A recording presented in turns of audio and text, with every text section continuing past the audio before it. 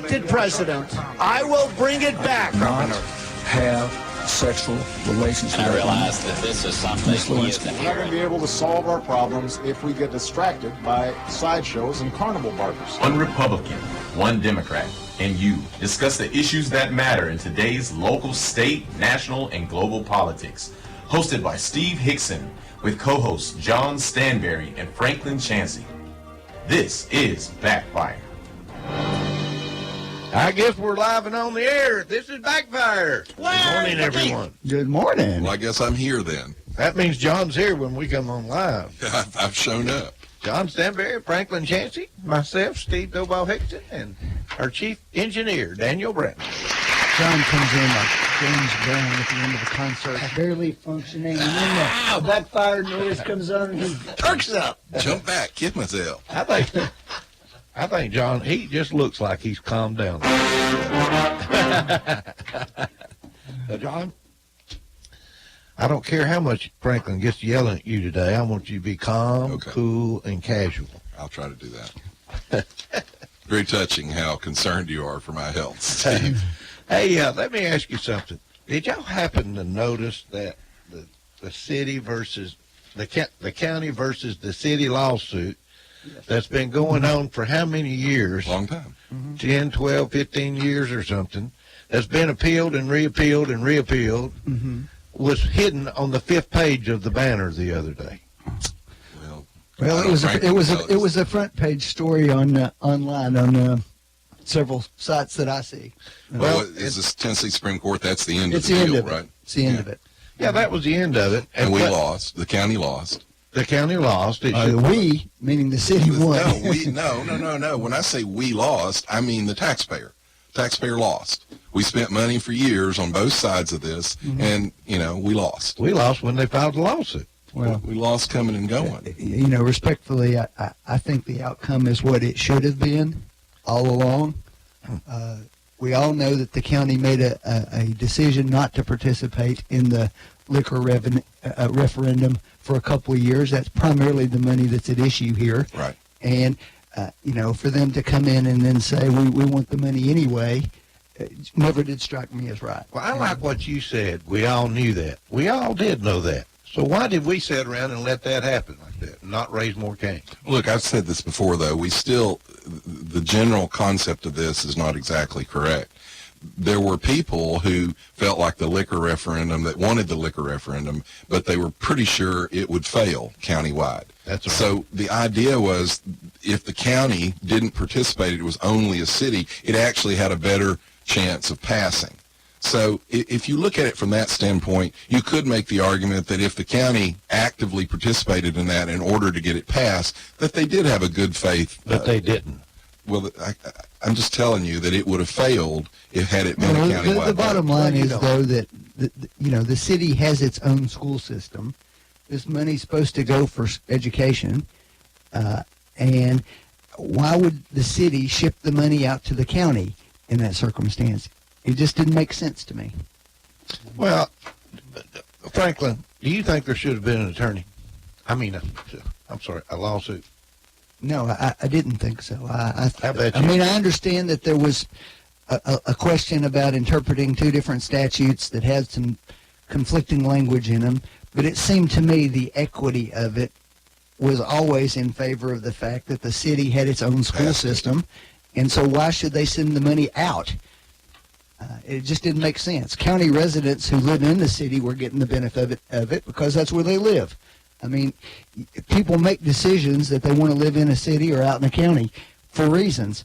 You get more things living in a city. You get more privacy and more seclusion and lower taxes living out in the county. Not for much longer, apparently. Well, it's amazing to me that when that thing was announced, when it came out, they had a little headliner on the front page of the banner, but the whole article was on the 5th page of the banner. Well, I won't say that I think a lawsuit was completely wrong. I think that's kind of the nature of negotiations. But obviously, a lawsuit drug out this many levels of appeal, this much money spent, was a mistake. How much money was spent, you think? I have no idea. Now, the county will say that 3 other counties in the state had the same issue going on at the same time. The Supreme Court decided all those at the same time, all the same way. That doesn't matter. How much did we spend on this lawsuit? I actually did ask for that information. It hadn't been provided to me yet. Oh, so good. I don't know. Will you provide it to us when you get it? If I obtain it, I will. Okay. But I will say 614-5553. it's still I think the whole idea of us and them is just bad. I mean, you see the city and the county, the city schools and the county schools. The idea that there's two groups is just wrong. We're all Bradley County citizens. And I think it wastes money, and I think it's a waste of effort, and I don't think it's smart. And in the past, it hasn't always been like that. We've had times where county commissioners regularly attended city council meetings, and city council members regularly attended county commission meetings, and they had meetings together on a regular basis. I think they ought to have one a quarter together. Well, they used to do that, but it's devolved back into the us and them stuff. And what really kills me is when any city leader or any county leader, when one side wins a little bit, when they get so gleeful about it. Oh, look what we got. And you're like, no, look, the taxpayer paid for all of that. It doesn't matter whether it ends up in the county or ends up in the city. It all came from the taxpayer. That's right. Anyway, I thought it was a frivolous lawsuit from day one. I mean, I understood it to be the way it was judged, and I thought Franklin just now said he understood it to be pretty much that way. So that doesn't really matter. It's done. Well, it is what it is. Years later, it's done, and we've wasted some more money. Yep. But it's easy to waste other people's money. Well, John, this next title, you'll really like this one. The master plan unveiled to the city's future council, which okayed the action plan. Now, wait a minute. Is this master plan 3 or 3A, or is this 4.0? Which master plan is this? Because we paid consultants at this point probably close to millions. They're calling it the current. Current master plan. Okay, the current. Well, let me just ask, what's the shelf life of the word current in this case? I mean, when will we spend another $300,000 for another master plan to either do one or two things? Tell us the same thing the previous master plan, only maybe flurried up a little bit, or to undo what we already did from the previous master plan. I'll tell you what I've learned from these master plans. They come up with these master plans, spend a lot of money for them, and usually one thing out of the master plan will happen. Now then, I don't know what's going to happen out of this master plan, but... Well, I will say this. It's a very ambitious plan. No question about that. Well, I mean, 28% tax increase last year. It ought to be ambitious. When you see everything that's being suggested, it is very ambitious. Well, they're trying to put us in Chattanooga and Nashville territory. They're talking about how the revitalization of those cities have really turned them around. So will we be? Well, interestingly enough, one of the rationales offered behind it is that because of limitations on annexation by statute now, that growing the economic value and of property, and also attracting more people coming into the community on a tourist basis and so forth, is the ways that cities grow revenue without raising taxes. They'll have to. But here's the thing. If we're going to be the next Chattanooga or Nashville, how much is it going to cost to reroute the Tennessee River through the middle of downtown Cleveland so we have some kind of attraction or something like that? Hey, we've got water on four sides of us, John. We don't need to come through the middle. Okay. So many parts of the plan that I've seen, I suspect will happen in the relatively near future, and by that I don't mean next week, but I mean over the next year or two. I could see some of that happening. Certainly some of the changes to Inman Street that they're projecting, which does include my suggestion that they lower it to 3 lanes. Which it used to have. Yeah. That we spent money on a master plan to fix. That's certainly helpful. What does it'll make it say some we're people going to happy do? that Johnston Park will go back to its original design. Which original design? You The mean one that the family who gave it. It was trees. supposed to be all green space. I was fixing to say that's trees. So we're going to tear the amphitheater out. Well, amen for that one. It's created a lot of problems. There's the hotel, well- John. There's a picture of the hotel. I know. Well, you Let's know, see. well, people who watch homeless people use the bathroom there. Yeah, but the That would be a homeless problem. people, the amphitheater wasn't the problem with that. It was the location of the homeless people. Have Well, they I done anything agree about with that part, but it's a multi-layered issue. So, I think they ought to just go ahead and take the park and make parking out of it. That's what needs to be done. Go ahead and put Johnson's name on it or something. I mean, it's a waste having the green space there unless it's made a park that somebody can utilize. Yeah. So we might as well just park in the park. well, I mean, other than the amphitheater, to me, it doesn't seem like the gazebo takes away from that particularly. I don't think the little pond that used to be there that they spent a fortune tearing out really, took away from that. No, I don't. Like I said, if you can't have a park there, just let it be a parking lot. That's what they need in that area. Well, Part of the plan also provided for the construction of 250 space parking garages. That's part of the plan also.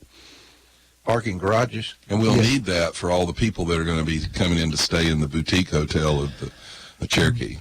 Yeah, I didn't see a parking spot there by the Cherokee Hotel in this picture, but maybe there is one. Well, look, you got to keep in mind, people that are magically transported in to stay in the boutique hotel won't need parking spaces. Now, I went on and Well, read that the boutique hotel is supposed to be private investment. While John is somewhat of a cynic,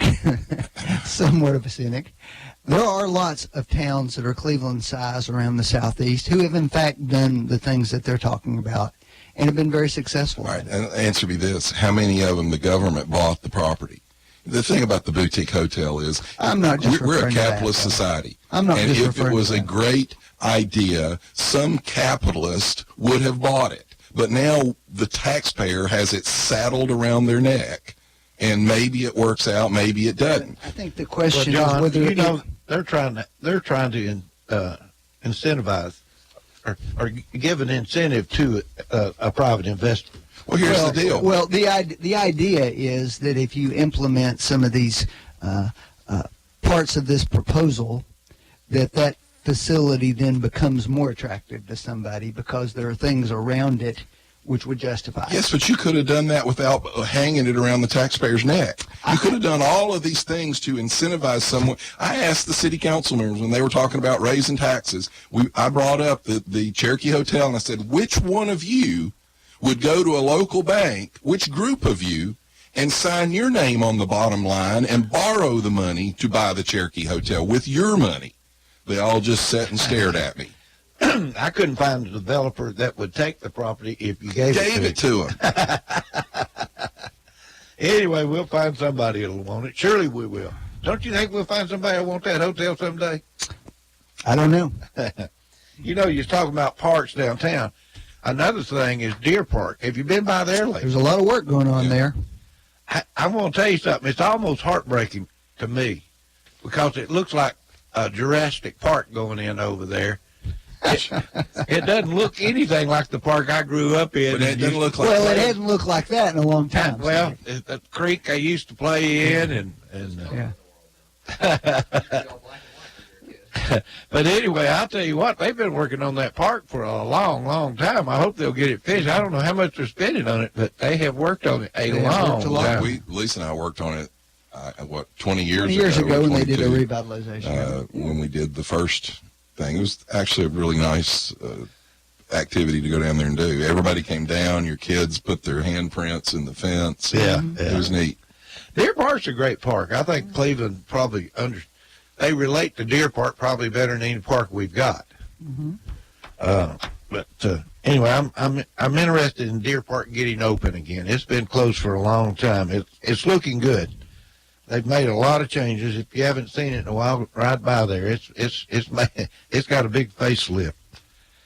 I went into the new liquor store the other day, bought some liquors.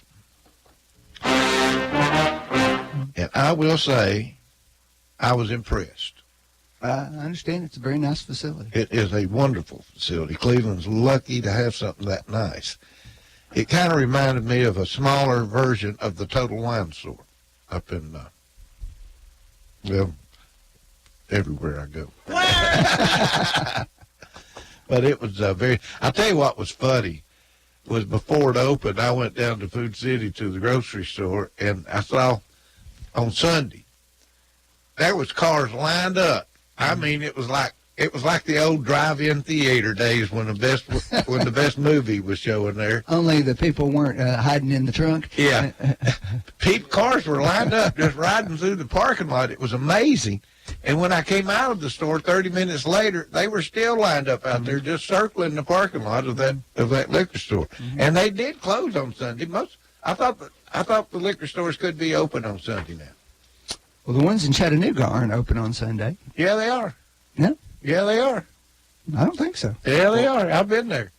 Steve, did you do a bunch of charity work with the extra time you saved not having to drive to Ooltewah? No, but I think I'll donate some. Okay, I was just wondering. No, I didn't ever go to Ooltewah. I went a little further. Well, that would have been even more charity work you can donate now. Yeah. See, Kathy and I, we always had a deal. We'd go to the liquor store and get our wine and so forth, and then we'd go out to eat while we was down there. So now then, that saved having to go down there and go out to eat. Now you can eat here. That's right. We'll eat here. Keep your tax dollars in Cleveland. That's right. Bradley County. Okay. Yeah. Plus, I Try to make John happy. Plus, I don't have to buy as much liquor. I can just buy one bottle at a time instead of two. Mm-hmm. Yeah. Which means you won't be generating as much tax. Or you can. I have to go more But it'll often. be generated here. I have to go more often. See, when you retire, John, these are places for retirees to hang out in. That's right. Okay, liquor store. Well, I know that's going to be good for us.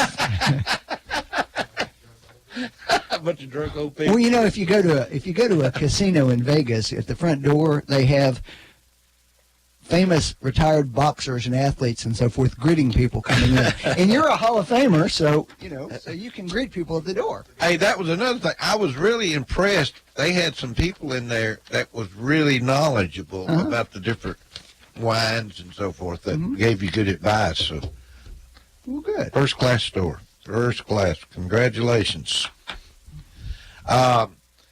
Electronic monitoring of the inmates. What do you think about that? I think it's a good idea. We've looked at it. Lots of counties are doing it. There's a lot of different companies. It saves taxpayer money. We talk about nonviolent offenders. I think it's what you're going to end up in the future with. Well, I would suggest that they probably should look at a lot of things like that. You mentioned that sort of a side issue. I've been kind of keeping up with it from afar. You might have seen some billboards around town over the last few months that dealt with a law firm asking if people have been denied medical care in the jail. It's my understanding that sometime this summer, the federal court is going to rule on whether that becomes a class action lawsuit or not. And should that happen, that is a significant potential liability for the county. I doubt that the insurance policy is sufficient to deal with that. So you're saying that if they've been arrested and they're sent home with a monitor around their ankle? No. I'm saying that's another issue that deals with law enforcement. But in theory, it might have solved that problem if they were doing electronic monitoring like that instead of, because the issue now is when you have them in custody, you're supposed to provide necessary medical care. And what has been happening in some cases, or at least the allegation is, that people are being released when they're having emergency medical problems and just sort of dumped out, basically. Well, that would be kind of a counterbalance to the people who get arrested on purpose because they need medical care. Well, I'm not sure there's too much of that Actually, goes on you talk to the because jailers, they'll tell you. There are people that show up in the fall as the weather is getting cold. They commit just the right crime to be in there during the winter, and then they're back out in the spring. That's homeless, isn't it? Mostly. I don't know. Well, anyway, I don't know why they had to. Has there been some new laws passed recently that allows electronic monitoring? I think they would have to probably have some laws to allow that. Well, there's something here that goes into Why would you need? effect July 1st. Why would you need a law to allow that? Legislation? Well,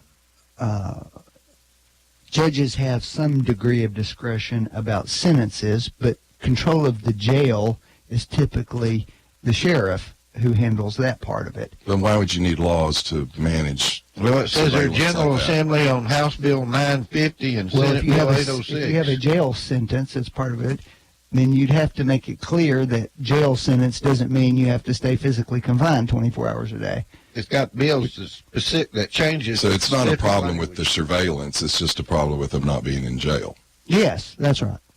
That's right. I just want to make sure we didn't need to So I mean, falsify like some lots of documents and places go to do, the FISA court. lots for of it. places do it for people who are on bond before their trial, but afterwards you're essentially talking about doing something like home arrest or housebound status or work release, but you have to have the electronic monitoring as part of that. Would that be called spying? No, John, it really wouldn't. It's surveillance. No, it's not that either. Okay. So electronic monitoring. Let's say that you were arrested, Franklin, and you chose. Yeah. Again, And you chose to go home but wear an electronic monitor. mhm. I assume there's a fee for you wearing that electronic monitor. I'm that sure, could be and that's liable. part of the There thing is. because somebody will be charging for that for sure. The companies, I guess we could buy it. I'm sure this will all evolve, but I know that there are companies already, and the county pays them, and then they do charge the inmates. So basically, they would be able to determine where you are and whether or not you have left. How long before you end up having one around your neck that explodes when you leave a certain geographic location? John, I know that's a dream for you, but I just it may be a few years. thinking yet. Schwarzenegger, the Running Man. Yeah. you know. Look, we joke about that, Franklin, but that's what this technology is. Anyway, I think the electronic monitors are a good thing. I'd like to see that happen. What does that do to the workhouse, though? Because the idea of the workhouse was the nonviolent people are there. So we now create a third tier of less nonviolent? Less nonviolent? Less? I don't know. What do you think? Well, They want to interfere? I think the question is, although I understand John's view that, well, we spent money on the workhouse, that doesn't mean that doing something differently down the road isn't I'm not even less against this, and expensive. that wasn't what I meant. I just mean a pure logistical question. We've spent money on a workhouse to take care of nonviolent people. How will we further segregate the community? Fair question. I would assume a lot of people who would have qualified for the workhouse would now qualify for that. Well, I would assume the people who qualify for the workhouse would rather have this. Probably so. Well, Mom's home cooking. maybe these. Unless you need medical care, and then you probably want the workhouse. Hey, That would be the answer to your question. It would cost us probably. less money not to have a workhouse, right? I don't know. You've got to see what these things cost. I mean, you got to keep in mind, this is pretty actually high-end technology. These are satellite monitored. I mean, it's not small stuff. It's not Radio Shack stuff. Although I'll probably get a bad, hateful phone call from Radio Shack now. Another quick issue. Can I report some on-the-scenes reporting Okay, on the scene. by yours truly? Good deal. I was at an event last night, and I happened to be sitting next to a county commissioner, and I happened to then hear that county commissioner engage in a conversation with a city school board member. And I'm going to do them the favor of not revealing who that is, but I'm going to tell you that I heard this myself, so it's not secondhand. Okay. And this county commissioner inquired of the city school board member how much they wanted to participate in the PI Center, which is this technical training center that the county's working on. That in the building. county commission is trying to raise your taxes for. The American Uniform building over there. And the city school board member said, we've not been asked to participate in that. Yeah, I've heard that before, too. Now, Well, look, that's been, don't think that's actually true. It's not.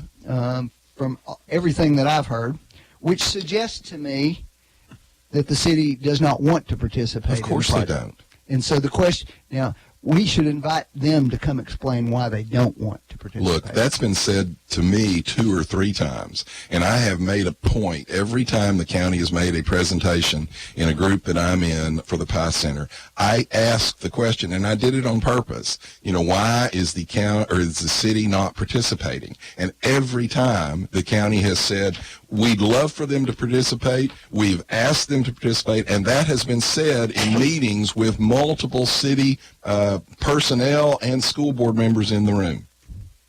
Yeah. Now, having said that, it's a win-win for the city. Why would they participate?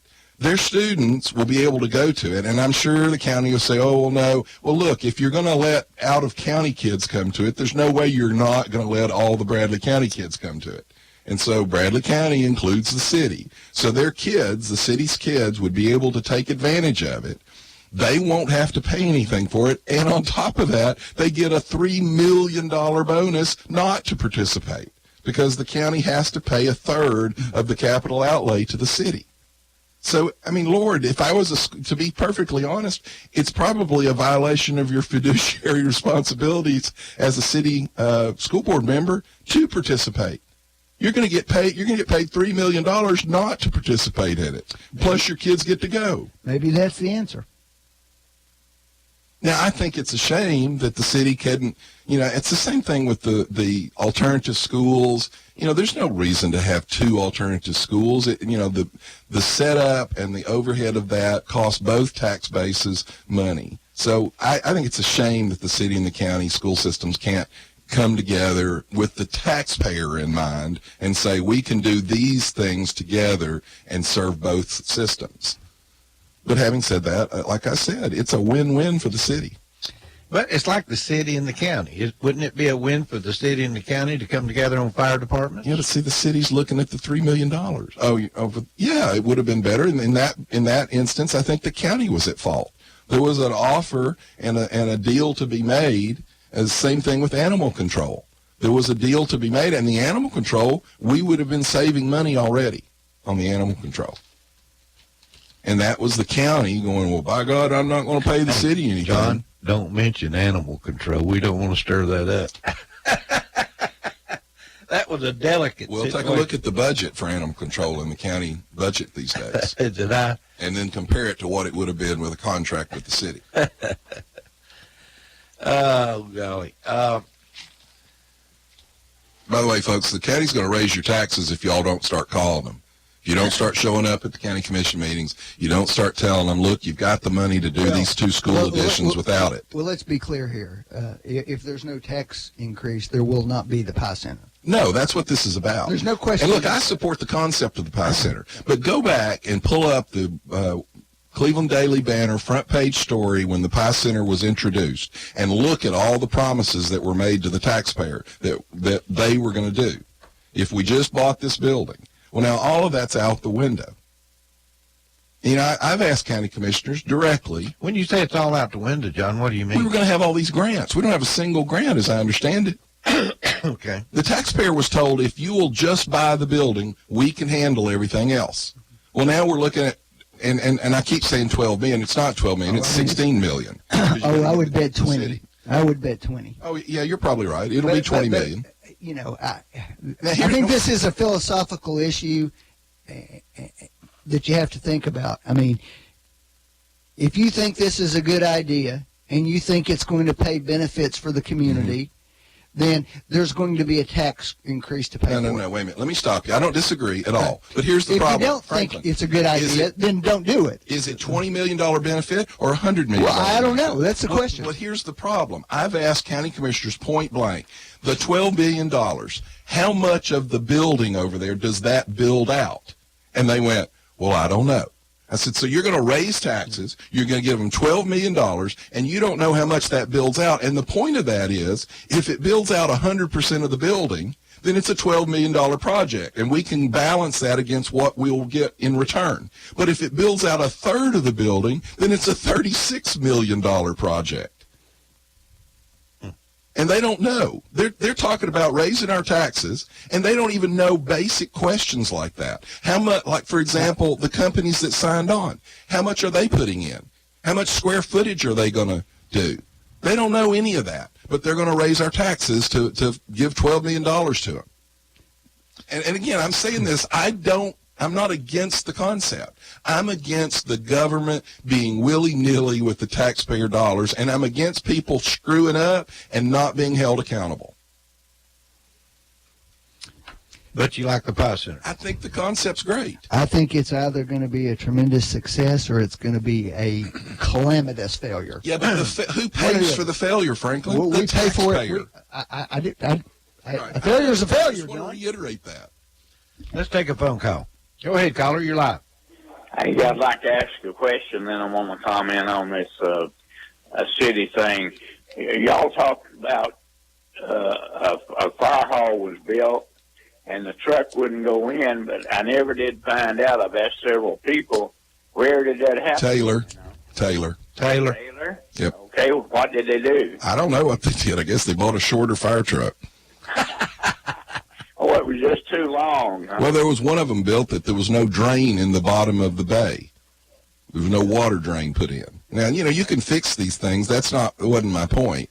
But it's a waste of money. Yeah. Well, when the county spends all that money for this school that they're making over there out of American Uniform, most of that money is really coming from the city taxpayers, because the city taxpayers, I believe, are paying more money into the county than the county taxpayers are. Well, I mean, that's probably true. They pay property tax, and the property in the city would be more valuable property. Yeah. Right. Yeah, yeah. So, they're already, the city's already participating, actually, because we're paying the biggest percent of what the county spends. True. Well, I mean, you could make that argument, but there's a city government that's siphoning off a lot of tax dollars. It's a good argument, though, one I actually agree with. Okay, gentlemen, that's really good. I enjoy it. Thank you. Have a great day. You too. All right. Let's take a break, and we'll be right back. You're listening to Backfire with Steve Hickson. We'll be right back after this.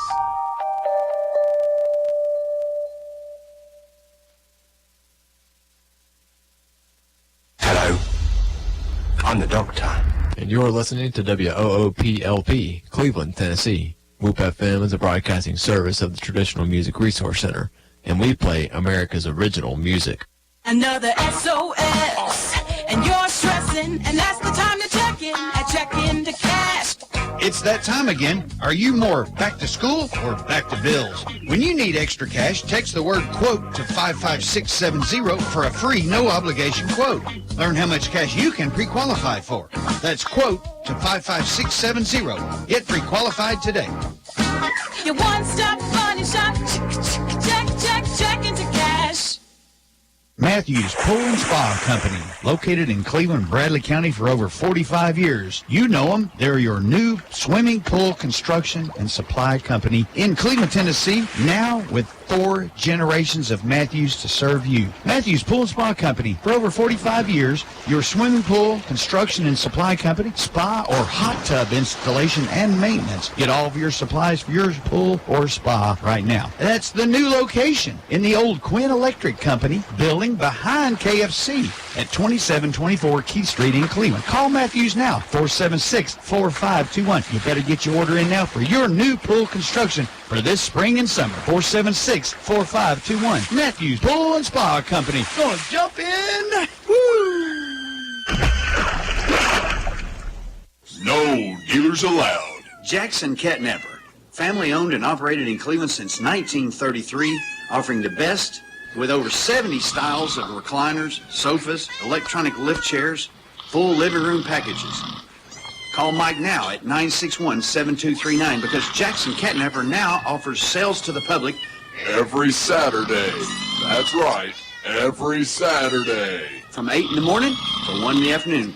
Or call Mike at 961-7239 or go see him every Saturday at 1911 King Edward Avenue, just across from the main plant. Jackson Catnapper, family owned and operated in Cleveland since 1933. 961-7239. No dealers allowed. Hello, my name is Andy Figglestaller with Ed Jacobs and Associates. We are an employee benefit and insurance broker in business for the past 20 years. The new healthcare law, also known as Obamacare, has finally arrived. The law is complex and the choices are confusing. You have questions, we have the answers. It is our passion to find cost-effective solutions for every client. The solutions will be different for every person or business. Let our knowledge, experience, and passion go to work for you. Contact us today and let us assist you through this process. Our phone number is 423-473-0202, or you can find us on the web at edjacobs.com. Why would you put up with a heating and cooling system that cycles on and off when you can have quiet, true comfort, variable speed by train? It runs at low speeds with continuous little adjustments to keep your home comfortable and quiet. It's always been hard to stop a train. Now, it's hard to hear one. When you want an unconventionally efficient heating and air unit that keeps your home right in the comfort zone, day in and day out, nothing will do but a Train. To get the best Train service, call your local Train comfort specialist. Mechanical Systems, 336-5739. Keeping you comfortable is Mechanical Systems' only business, and they've been providing high-quality service and installation for more than 30 years. Mechanical Systems, 336-5739. That's 336-5739. It's hard to stop a train. Attention, Cleveland area creditors. Are you tired of dealing with debtors that owe you money? I'm Jeff Renfro, and I've owned and operated Financial Recovery, a debt recovery specialist here in my hometown of Cleveland for 18 years. We're a licensed and bonded Tennessee collection agency working for a wide variety of creditors, from commercial, manufacturing, physicians, dentists, attorneys, small business owners, to individuals. Look, any kind of business dealing with billing, charge accounts, or even return checks. I know your past due accounts are not a top priority for you, but they would be to me. Let me try to make it easy for you to make a change in the way you've been handling your accounts. There's no contract and no cost to you in most cases, as our fee of only 30% can be added to the balance owed to you. So, whether you have hundreds of accounts monthly and need help with your billing and collection, or you're just an individual and somebody owes you money, let me help you. Give me a call at 400-5376 and I'll come by and see you. That's 400-5376. Financial Recovery, a licensed and bonded collection agency in Cleveland, Tennessee, 400-5376. You're listening to Backfire with Steve Hickson on Woo FM. Call 423-614-5553 to join in on the conversation. Now, back to Backfire. All right, we're back live in the studio. I've got one more thing I want to bring up real quick. The UAW, there's a full-page ad in the Cleveland Daily Banner about the UAW contract is how we protect ourselves forever. The local 42 president. Anyway, I guess they're talking about the Volkswagen plant down there. The union keeps trying to get in the Volkswagen plant. Look, I had a long-time Volkswagen employee in the office just yesterday, and he said the union is going to screw this thing up. He said they got 82 plants around the world. They can move this new car anywhere they want to. That's right. And said the union is going to screw this up if they keep on. Yeah. I think there's people starting to leave Volkswagen down there because they don't want to be involved. Have you seen that billboard on the way down there? No, I haven't. There's a big billboard about the UAW right before you get to the exit. I don't even remember what it's about. Drive down. I laughed at it, but it's been a week. I mean, why would they want unions anymore? Why would they want a union down there? I mean, it's a pretty good place to work, I think. It's an excellent place to work. So why are they pushing this? Well, the unions have been a staple for, 60 or 80 years, and they don't give up easy. They've got a big ad here, and it says, "Is this what forever looks like?" And then it shows some plants that closed and jobs that were affected.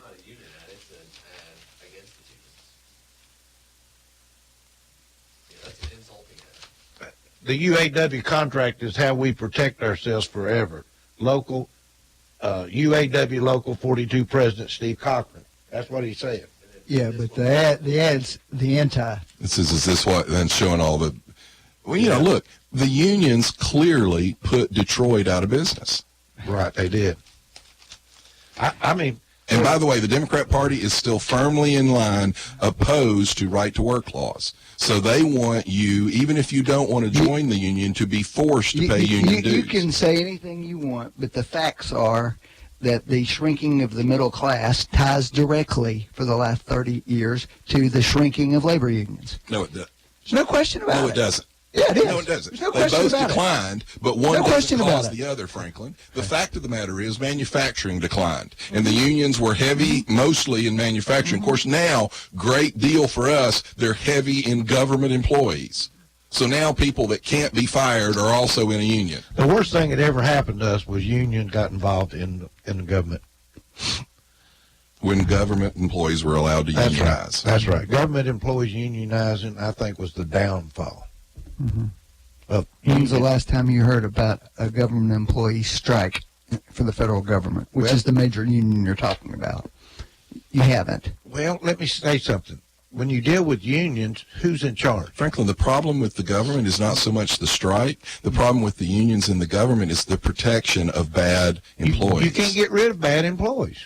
And the fact that they take millions and millions, hundreds of millions of dollars and spend them in political campaigns almost exclusively for liberal Democrats. Well, that would be because they protect their because the bad Republicans actors. all are opposed to them. Yes, we are opposed to them. We don't think that they serve a good purpose. That's not like a...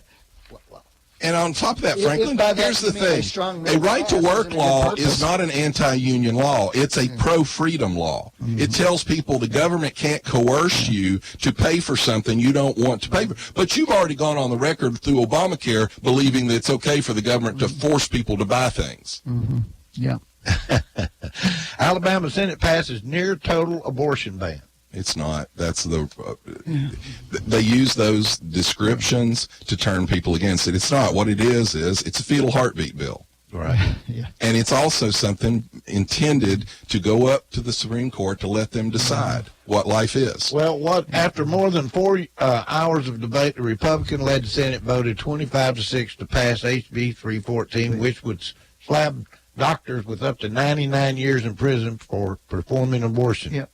Yeah, that's what it says. John. The Alabama House passed the bill earlier this month. And 22 white male senators voted against any exception for rape or incest.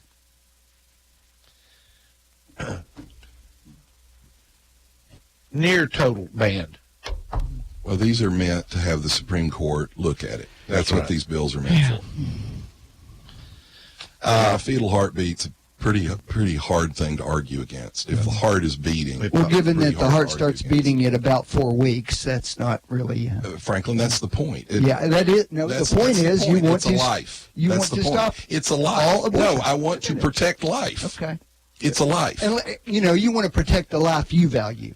No, But you're Franklin. perfectly Here's fine with- I'll give you a really funny, ironic story. Alyssa Milano this past week said, okay, if these white males are going to pass these laws, we're going to have a sex strike. Hashtag sex strike. You know what happened? All the pro-life people said, absolutely, we support you 100% because we believe that women can actually protect themselves. They can actually control their libido. They can be careful and not cause unwanted pregnancies. Yeah, they messed up when they talked about the sex strike. Oh, my goodness. Well, not only did the conservatives join in and say, we think it's a great idea, all the other liberals went, are you crazy? What is wrong with you? And jumped all over. So she kind of lost coming and going. All right, I have a question for you, Franklin. This is for you. Is the Mueller investigation over with? The Mueller investigation? Uh-huh. Yes, the Mueller investigation is over with.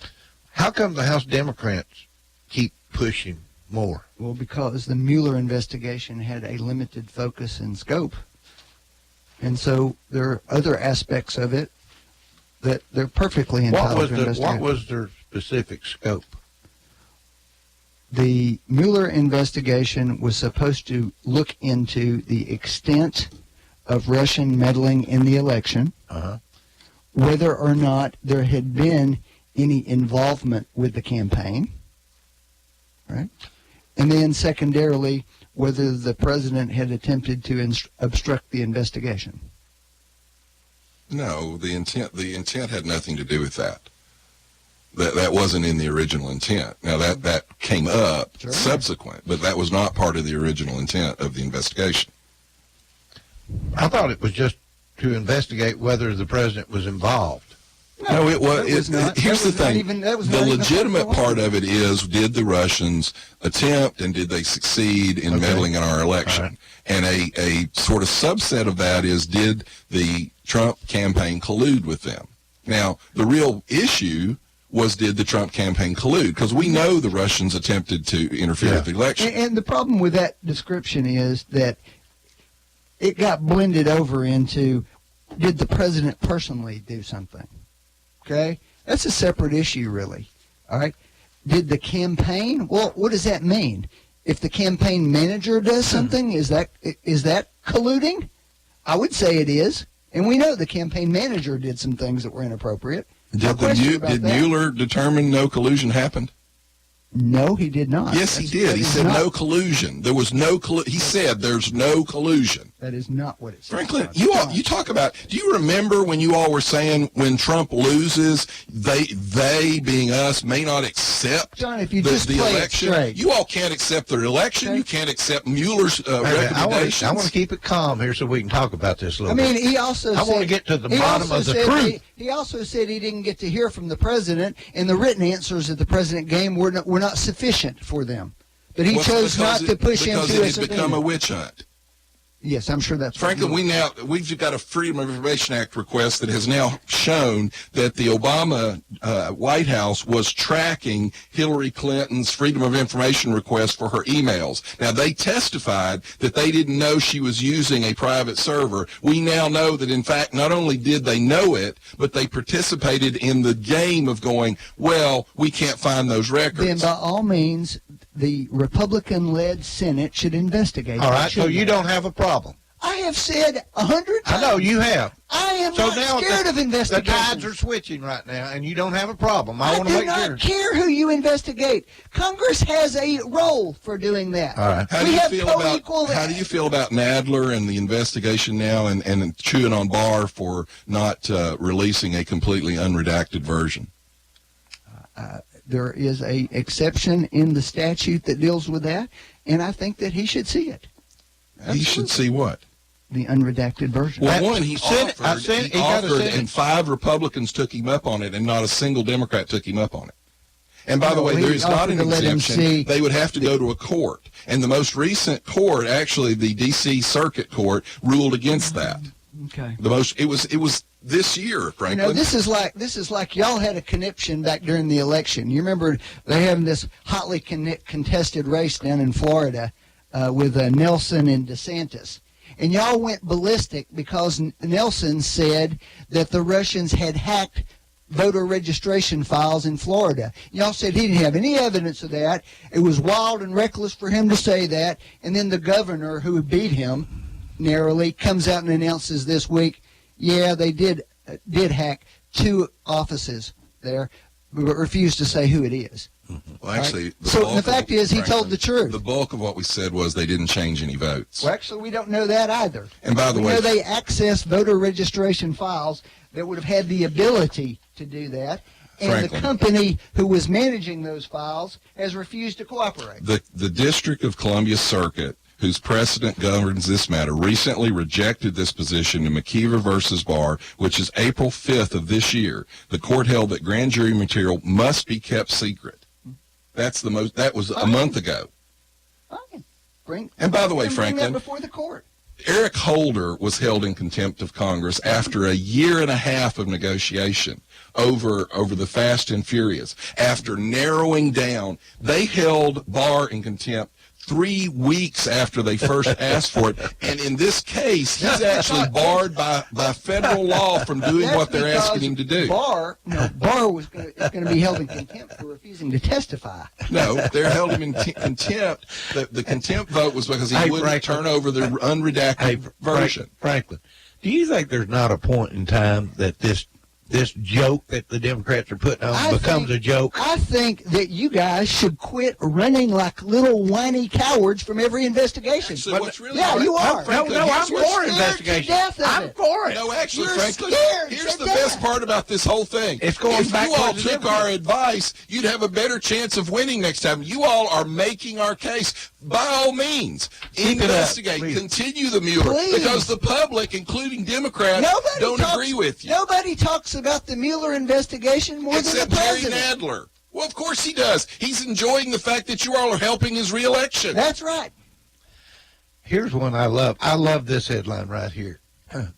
House Democrats plan marathon reading, public reading of 448-page Mueller report. It's not a ploy because the Dems are too lazy to read it themselves, is what I say. Why in the world would they sit there and have this is going to happen Thursday? The Democrats are planning on a grueling 12-hour-long public reading of the special counsel Robert Mueller's report on the Russia investigation in its entirety. Look, between pursuing the Mueller thing over and over again and AOC and Bernie saying we're going to run on the Green New Deal, Republicans are looking better and better every day. It does look better and better every day. Thank you, Franklin. We appreciate y'all. You're welcome. You are most welcome. Quit being so scared. We're not scared. You were terrified. Hey, let me tell you something. Oh, my God, the whining you people do. Wait a minute, Franklin. Let me get you straight on something. We're finished with the investigation. The investigation is now going the other way. That's where we are. And that's what you're scared of now. Did you all, a different issue, did you all see, Elon Omar, not Omar, I'm sorry, this is Rashida Tlaib, has once again given anti-Semitic statements, poorly worded, and the uproar has been over the poorly worded that she gets a warm feeling when she thinks of the Holocaust. That's just a poor word choice on her part. Nobody would actually say that. The real problem is the fact that she distorts history later in that statement and claims that the Palestinians helped the Jews, which, she fails to mention that the Grand Mufti was actually an ally of Hitler and proposed the final solution in the Middle East as well. But the coolest part about this was one of the chief critics was Liz Cheney. And the Democrats, not only are they doubling down, they're defending her, they demanded that Liz Cheney apologize for her statements. She said, well, okay, I'll apologize. I'm really sorry that there are so many anti-Semites in the Democratic Party. By the way, in that vein, just this past week, they had a Muslim cleric give the invocation in the House of Representatives. This guy has repeatedly called for a third intifada against Israel. He's referred to the Jews as Zionists and called them enemies of God, and he defended Hamas on social media regularly. Nancy Pelosi says she's looking into why he was invited to give the invocation. Well, it's because Nancy Pelosi's party has a problem with anti-Semitism. Mm-hmm.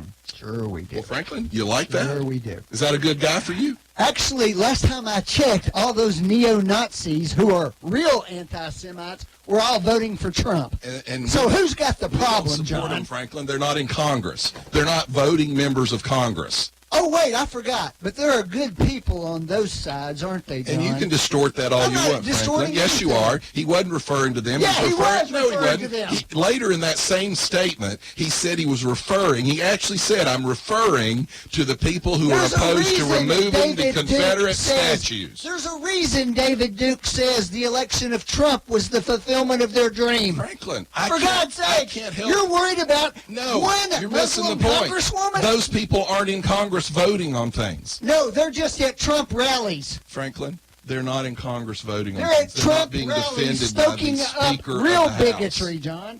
Okay. Well, tell that to the Jewish people who lost their loved ones in the Holocaust, that she gets a warm feeling when she thinks about the Holocaust. Okay. And make sure y'all run on that. Yeah, I'm sure we all will, John. How many candidates do you have running now? At the moment, a lot. 20, either 22 or 24, I can't remember. So what do you think the final number is going to be, 25? I think by January or February, it'll be a smaller number. Oh, That's what I So we out of money? It'll be like it happened y'all time. Y'all Some had of the people drop think out. that by the time the debates roll up, it'll be a dozen to 18. What were the guidelines for them to be allowed to debate? 1% in the polls and at least 65,000 individual donors.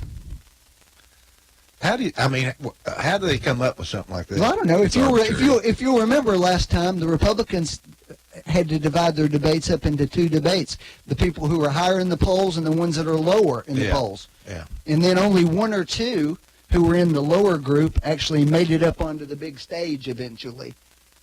So it's not unusual. I mean, it's happened before. It's too many candidates, no doubt about that. But it will weed itself out fairly quickly because the money will dry up. I mean, it's what happens. Newest one is a governor no one's heard about. Do what now? The newest one is a governor no one's heard of. What the governor, the former governor of Montana, who won twice there. In Montana, in one state. And he won when Trump won there. He's former. He finished his term. And a mayor of South Bend, small city that's seen its crime triple under his leadership. And its debt as well. All right. You know, that was actually a funny exchange. Did you hear all that? Trump gave him a nickname and said he was Alfred E. Newman. Now, Buttigieg wasn't a terrible comeback. He said, hey, had to Google that. Must be a generational thing. But the funny part was Mad Magazine shot back at him and said, Buttigieg, who's that? Had to Google it. Must be a generational thing. He does look like that character in Mad Magazine. He does look exactly. All these people that actually aren't opposed to Buttigieg went, okay, I got to give Trump credit. That one was pretty funny. That probably got him more recognition than anything. I just thought it was funny that Mad Magazine jumped into the fray. Well, what would you like to see happen going forward, Franklin? With what? With the elections. What do you mean? Well, I mean, who's your pick for Democrats? Oh, I haven't made a pick yet. I think there's 4 or 5 candidates who are viable. You might change for Trump for it's over. I think that's highly unlikely. Franklin, you may highly unlikely. Well, I mean, Trump is a candidate you could think of, right? Yeah. What has he done wrong? Actually, you know, I'm the one on here who said I think that Trump's totally squandered an amazing opportunity. Well, what's he done wrong? Well, he had the ability, just from a purely political standpoint, I think John might even agree with some of this, okay? Mm-hmm.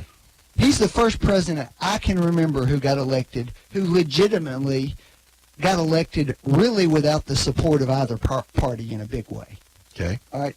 The Republicans, clearly, the establishment Republicans, did not support Donald Trump. Actually, okay? Reagan was very similar. He had a lot longer history with the party than... Yeah, but he was an outlier. He was a troublemaker. My point is, and obviously... Do you think that's good or bad? That they my point is, it gave him an opportunity to go straight to the American people and say, I'm going to cut this deal with the Democrats as long as they do this Republican idea that I favor, and we're going to do it as a package. Yeah, the problem is he could have done that. Your Democrat he didn't Party do won't it. ever do anything like that. He's made the $2 trillion infrastructure deal. Franklin is very opposed or opposite to what most Republicans think we should be spending. We're for the money. We just want to find it.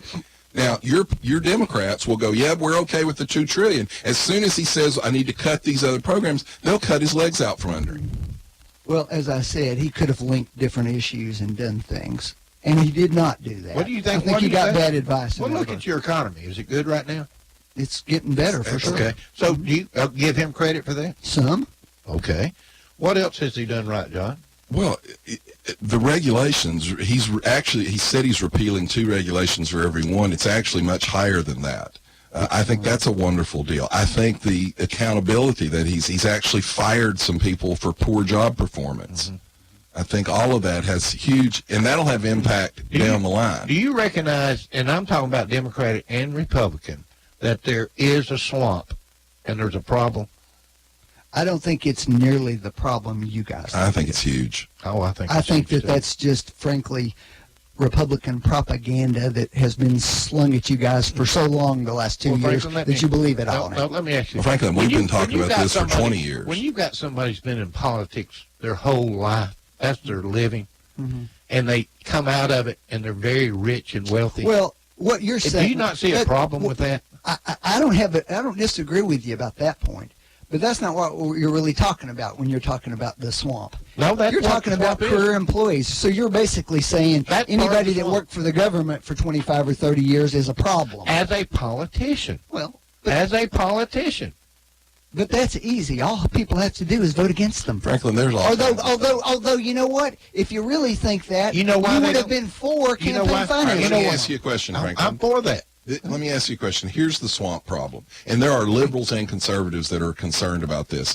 How much of the day-to-day regulations that we deal with were actually voted on by our elected representatives? Almost none. Sure. You know, when they do things for the IRS, the unelected people who work in the IRS are the ones that really do all of that. We have zero way of enforcing accountability on any of that. The EPA, for example, Congress doesn't vote on the vast majority of those regulations that we have to live in. Unelected people do that we have no control over. Judges, your judges, and I'm not saying Republicans maybe would do some of the same, but these guys that are issuing nationwide injunctions, I didn't vote for that guy. I can't vote him out of office if I disagree. That's the swamp. That's what we're concerned about. It's the growth of government power. But that's this. You know, you act like there's something new there, John. No, but it's getting worse. When a federal judge issued that ruling in 1951 in Brown, in the cases that became Brown versus Board of Education, that's how that got to the Supreme Court. Well, but that's because all the Democrats were on the other side of that. That was actually Republicans that wanted those decided differently. But Franklin, the point is government grows, and the bigger you get it. For example, the Department of Energy. The Department of Energy has been a colossal flop. Jimmy Carter put that in place. It's done nothing he said it was going to do. And yet now it controls a huge swath of our life. How many agencies could we cut out, really, out of government? I think you could get rid of the Department of Education. I think you could get rid of the Department of Energy. I'd love to see the IRS cut down to a postcard with a single rate. And I think the VA hospitals could be eliminated. The VA hospitals could be privatized. That's right. They just go into the private health system. I mean, we could really go into the government situation and cut a lot of jobs back. But that would be taking union jobs away now. SEIU. Yeah. And that can't happen. So, well, the Democrats won't let that happen because SEIU spends hundreds of millions of dollars in their reelection campaigns. There we go. See, there we have a problem. Let's fix it, Franklin. Let's do that. What do you think? Because the vote Trump. Because the hundreds of millions of dollars that big businesses spend. Hey, well, that's big just businesses okay, pay taxes. SEIU. Actually, apparently not, John. It turns out. Well, you know Amazon what, Franklin, didn't pay any. I'm actually researching Amazon. Most of that was from losses from previous years. Losses? Yes, they had The losses. biggest corporation they had in losses, the world. Franklin. That's That's called business. Most of that was two things. It was laws that Congress had passed that they got tax credits for, and it was losses carried forward. But I wouldn't want you, a liberal Democrat, to understand You surely that. cannot believe that all those corporations didn't pay any taxes because they all lost money. They employ, I thought you said the economy millions was of booming. people, and the salaries that those people earn all go in taxes. You people are going to kill the goose that laid the golden egg if you don't quit. That's it. The goose that laid the golden egg. Bye-bye. See you next week.